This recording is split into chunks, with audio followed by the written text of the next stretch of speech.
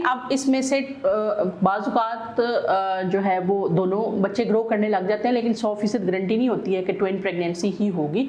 लेकिन हमारी प्रेफरेंस ये होती है कि अगर यूट्रस का साइज़ नॉर्मल है, पहले कोई वक्त से पहले डिलीवरी नहीं है, कोई पानी की थैली नहीं ली, कोई कॉम्प्लिकेशन नहीं है, तो हम दोनों ट्रांसफ़र करते हैं। अब इस हमल के नतीजे में जो प्रेगनेंसी होती है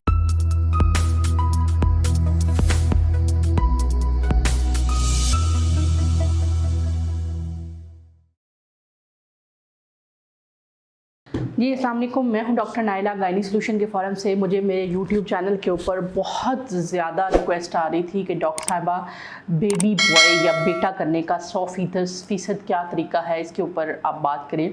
तो मैंने सोचा कि मैं इसके ऊपर एक वीडियो बनाती हूँ। मेरी पहले भी ऑलरेडी भी इस टॉपिक के ऊपर एक वीडियो मौजूद है, लेकिन उसके अंदर हम ने सारे मेथड्स के ऊपर बात की है। आज जो हम बात करेंगे वो 100% बेबी बॉय के लिए है।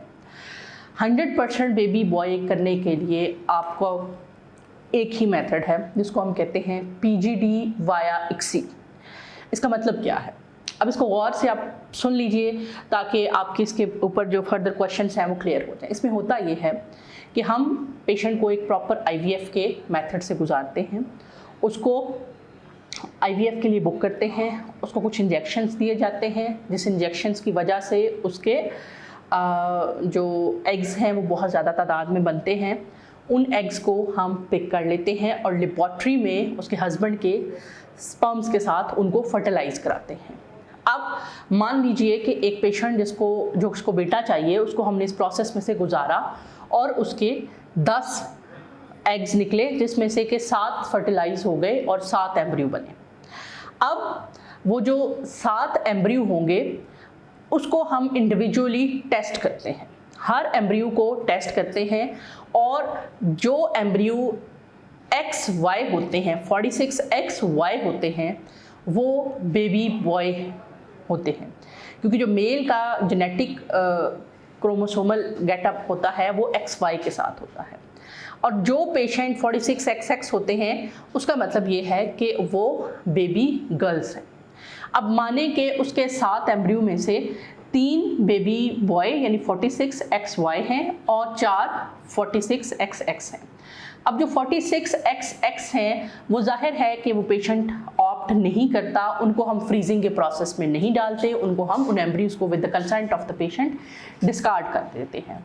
लेकिन जो 3 मेल एम्ब्रियो बने हैं उनको फिर हम पेशेंट के साथ मिल के एक प्लान बनाते हैं कि क्या ये इंडिविजुअली एक एक एम्ब्रियो हम ट्रांसफ़र करें या इनको इकट्ठे 3 ट्रांसफ़र कर दें या इकट्ठे 2 ट्रांसफ़र कर दें।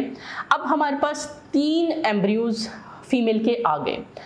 अब पेशेंट अगर इसकी यूट्रस का साइज़ नॉर्मल है, उसमें कोई फाइब्रॉइड नहीं है, उसकी पहले डिलीवरियां अनकॉम्प्लिकेटेड हैं, कोई उसकी प्री टर्म डिलीवरी नहीं है, किसी किस्म का कोई मसला नहीं है, तो हम उसका एक एम्ब्रियो फ्रीज कर देते हैं और 2 एम्ब्रियो ट्रांसफ़र कर देते हैं उसको, जिसमें कि 100% चांस है कि प्रेगनेंसी अगर कंटिन्यू होती है तो ये बेटा ही होगा, क्योंकि हमने इनको जेनेटिकली टेस्ट किया हुआ है और इनको नेक्स्ट जो है वो आगे जो इम्प्लांटेशन के टाइम पे जो इम्प्लांटेशन होगी तो हमें पता है कि ये बॉय ही होगा।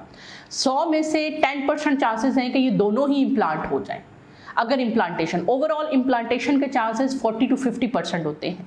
यानी एम्ब्रियो ट्रांसफ़र करने के बाद हम फीमेल की यूट्रस को प्रिपेयर करते हैं और उसके बाद ये एम्ब्रियो जो मेल एम्ब्रियो हैं उसकी यूट्रस में ट्रांसफ़र कर देते हैं, जो कि हम उसकी यूट्रस में जब ट्रांसफ़र करते हैं तो अगर हमने 2 उसके एम्ब्रियो ट्रांसफ़र किए हैं तो 50% चांस है कि इम्प्लांटेशन हो जाएगी, 50% चांस है कि इम्प्लांटेशन नहीं होगी।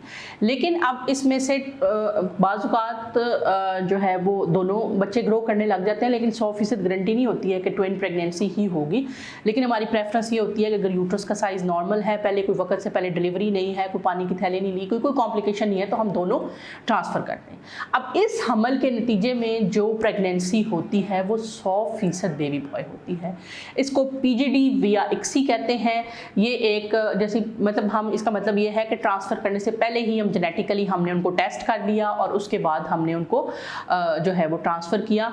तो ये ये एक वाहिद तरीकाकार है, दुनिया में आप कहीं भी चले जाएं 100% बेबी बॉय करने का तरीकाकार है PGD ICSI के साथ। इसके अलावा कुछ मेथड डेफिनेटली मौजूद हैं जिसमें हम बेबी बॉय की जो चांसेस हैं उसको बढ़ा सकते हैं, जिसमें स्पर्म सॉर्टिंग का है, इसमें अर्नोल्ड एरिक्सन मेथड है जिस पे आजकल बहुत चर्चा हो रही है कि ये बहुत इफेक्टिव है, लेकिन उसमें 100% इम्कान बेबी बॉय का नहीं होता है, ये मैं कैटेगोरिकली कह सकती हूँ।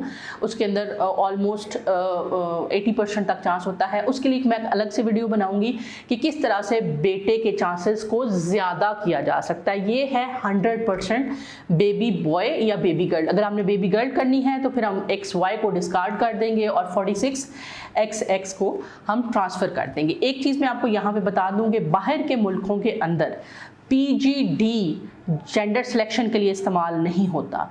इट्स ओनली इंडिया, पाकिस्तान और ये जो हमारा बेल्ट है इसके अंदर जो है वो PGD को एज ए जेंडर सिलेक्शन इस्तेमाल किया जा रहा है। बाकी सारे मुल्कों के अंदर चूँकि इतना जेंडर फोबिया नहीं पाया जाता कि हर बंदे को बेटा नहीं चाहिए या, तो वहाँ पे PGD को एज ए जेंडर सिलेक्शन नहीं यूज़ किया जाता। वहाँ पे सिर्फ बच्चे के अंदर कोई क्रोमोसोमल एबनॉर्मेलिटी तो नहीं है या बच्चे के अंदर कोई किसी किस्म की जो है वो कोई जनियाती तौर पे कोई तब्दीली तो नहीं है, तो उस सूरत के अंदर उस चीज़ के लिए इस्तेमाल किया जाता है।